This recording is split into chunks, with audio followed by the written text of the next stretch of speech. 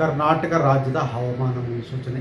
ನಾನು CS ಪಾಟೀಲ್, ವಿಜ್ಞಾನಿ, ಹವಾಮಾನ ಕೇಂದ್ರ, ಬೆಂಗಳೂರು. ನಾನು ಮುಂದಿನ 5 ದಿನಗಳವರೆಗೆ ಕರ್ನಾಟಕ ರಾಜ್ಯದ ಹವಾಮಾನದ ಮುನ್ಸೂಚನೆಯನ್ನು ಸಂಕ್ಷಿಪ್ತವಾಗಿ ವಿವರಿಸುತ್ತೇನೆ.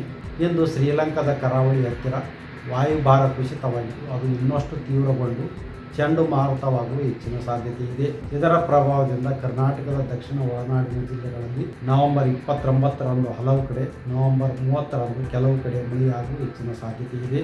ತುಮಕೂರು, ಬೆಂಗಳೂರು, ಚಿಕ್ಕಬಳ್ಳಾಪುರ, ಕೋಲಾರ ಹಾಗೂ ರಾಮನಗರ ಜಿಲ್ಲೆಗಳ ಕೆಲವು ಕಡೆ ಭಾರೀ ಮಳೆಯಾಗುವ ಸಾಧ್ಯತೆ ಇದ್ದು, ನವೆಂಬರ್ 29ರಂದು ಈ ಜಿಲ್ಲೆಗಳಿಗೆ ಯೆಲ್ಲೋ ಅಲರ್ಟ್ ಅನ್ನು ಘೋಷಿಸಲಾಗಿದೆ. ಬೆಂಗಳೂರಿನಲ್ಲಿ ನವೆಂಬರ್ 29 ಹಾಗೂ 30ರಂದು ಮಳೆಯಾಗುವ ಹೆಚ್ಚಿನ ಸಾಧ್ಯತೆ ಇದೆ. ಕರ್ನಾಟಕದ ಕರಾವಳಿ ಜಿಲ್ಲೆಗಳಲ್ಲಿ ನವೆಂಬರ್ 29 ಹಾಗೂ 30ರಂದು ಹಗುರವಾಗಿ ಕೆಲವು ಕಡೆ ಮಾತ್ರ ಮಳೆಯಾಗುವ ಹೆಚ್ಚಿನ ಸಾಧ್ಯತೆ ಇದೆ.